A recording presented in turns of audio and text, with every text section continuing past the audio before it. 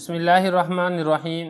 اصول الشاشی کے پہلے باب خاص عام مشترک مول کے سبق نمبر 14 میں خوش آمدید۔ آج کے سبق میں ہم پڑھیں گے کہ چور سے چوری کا ضمان لیا جائے گا یا پھر نہیں لیا جائے گا۔ پہلا باب ہے خاص عام مشترک مول، سبق نمبر 14 ہے چور سے چوری کا ضمان لینا۔ دیکھیں یہ عام کی مثال تھی جو ہم نے پڑھی تھی گزشتہ سبق کے اندر، اس میں عام کی دو قسمیں بھی بیان ہو گئی تھی، عام خص عنہ البعض اور عام لم یخص عنہ البعض، یعنی وہ عام جس میں سے کسی کی تخصیص نہیں کی گئی۔ پھر اس کے ہم نے ایک مثال پڑھی تھی کہ چور اگر چوری کر لیتا ہے اور اس سے جو چوری والا سامان ہے وہ برآمد نہیں ہوتا، وہ اس کو استعمال کر چکا ہے یا ضائع کر چکا ہے، آیا اس سے ضمان لیا جائے گا یا پھر ضمان نہیں لیا جائے گا؟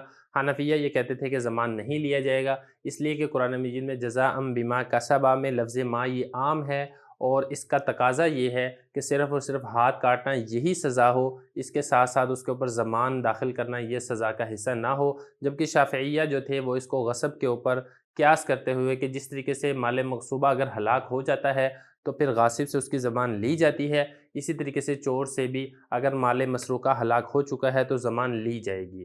تو ہم نے یہ کہا تھا کہ نہیں، آپ کا یہ جو مسئلہ ہے یہ لفظ ماں کے خلاف ہے جو کہ قرآن مجید سے ثابت ہو رہا ہے۔ تو یہ سارا مسئلہ ہم نے گزشتہ سبق کے اندر پڑھ لیا تھا، ایک چیز رہ گئی تھی حل عبارت، وہ ہم انشاءاللہ آج کے سبق کے اندر کریں گے۔ پہلے میں عبارت پڑھتا ہوں، پھر اس کے بعد میں ترجمہ کروں گا، اور ترجمے کے بعد ہم انشاءاللہ اس کی تشریح کریں گے۔ وَأَمَّا الْعَامُ فَنَوْعَانِ عَامٌ خُصَّ عَنْهُ الْبَعْضُ وَعَامٌ لَمْ يُخَصَّ عَنْهُ شَيْءٌ فَالْعَامُ الَّذِي لَمْ يُخَصَّ عَنْهُ شَيْءٌ فَهُوَ بِمَنْزِلَةِ الْخَاصِ فِي حَقِّ لُزُومِ الْعَمَلِ بِهِ لَا مَحَالَةَ۔ وعلى هذا قلنا إذا قطع يد السارق بعدما هلك المسروق عنده لا يجب عليه الضمان لأن القطع جزاء جميع ما اكتسبه السارق، فإن كلمة ما عامة يتناول جميع ما وجد من السارق، وبتقدير إيجاب الضمان يكون الجزاء هو المجموع فلا يترك العمل به بالقياس على الغصب۔ تو یہ عبارت ہے، باب اس کا ترجمہ دیکھ لیں۔ اور بہرحال عام اس کی دو قسمیں ہیں، وہ عام جس سے بعض کی تخصیص کی گئی ہو اور وہ عام جس سے بعض کی تخصیص نہ کی گئی ہو۔ بہرحال وہ عام جس سے کسی کی تخصیص نہیں کی گئی یہ خاص کے منزلہ پر ہے، مرتبہ پر ہے، عمل کے لازم ہونے کے حق میں یقینی طور پر۔ اسی بنا پر ہم نے یہ کہا جب چور کا ہاتھ کاٹ دیا گیا بعد اس کے کہ مال مسروقہ اس سے ہلاک ہو چکا ہے تو اس پر ضمان واجب نہیں ہوگی، اس لیے کہ ہاتھ کا کاٹنا یہ بدلہ ہے تمام اس کا جو کہ چور نے کیا تھا، اس لیے کہ کلمہ ما عام ہے، یہ شامل ہے تمام اس کے جو چور سے پایا گیا ہے، اور ضمان کے واجب کرنے کی تقدیر کے ساتھ جزا یہ مجموعہ بن جائے گا، لہذا اس پر عمل کرنے کو ترک نہیں کیا جائے گا غصب پر قیاس کرتے ہوئے۔ تو عبارت بھی ہو گیا، ترجمہ بھی ہو گیا، بابا اس کی تشریح دیکھ لیں۔ تو تشریح میں سب سے پہلے انہوں نے یہ بتایا کہ عام کی دو قسمیں ہیں۔ پہلا مسئلہ یہ ہے کہ عام کی دو قسمیں، نمبر ایک عام خص عنہ البعض اور دوسرا ہے عام لم یخص عنہ شیء، وہ عام جس میں سے کسی کی تخصیص نہیں کی گئی۔ تو یہاں پر انہوں نے آگے جو بیان کرنا ہے نا وہ دوسرے کو بیان کرنا ہے، وہ عام جس میں سے کسی کی تخصیص نہیں کی گئی۔ تو یہی بتا رہے ہیں فالعام الذی لم یخص عنہ شیء، وہ عام جس سے کسی کی تخصیص نہیں کی گئی یہ خاص کے منزلہ پر ہے، عمل کے لازم ہونے کے حق میں لا محالہ یقینی طور پر۔ دیکھیں جس طرح خاص اپنے مقتضا پر عمل کرنے کو لازم اور ضروری قرار دیتا ہے، اسی طریقے سے وہ عام جس میں سے کسی کی تخصیص نہیں کی گئی اس کا جو مقتضا ہے، اس کا جو مدعا ہے اس پر عمل کرنا لازم اور ضروری ہے، اور اس کے اوپر عمل کرنا یہ لازم ہے۔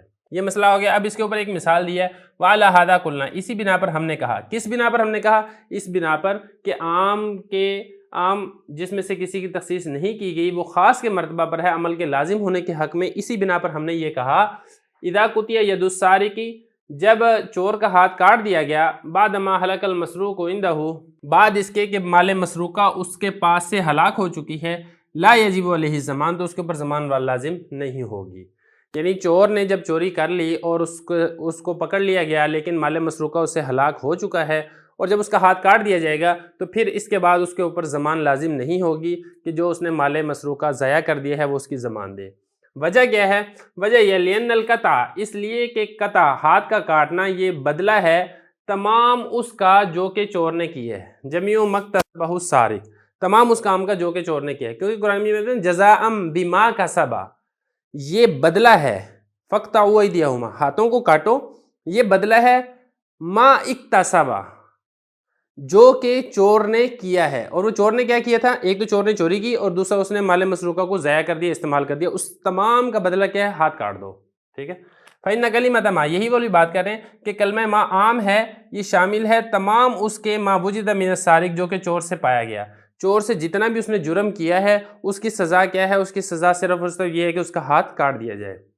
وبی تقدیر ایجابی زمانی، اور اگر آپ زمان کو واجب قرار دیتے ہیں، زمان کو واجب قرار دینے میں پھر جو جزا ہے، بدلہ ہے، وہ مجموعہ بن جائے گا.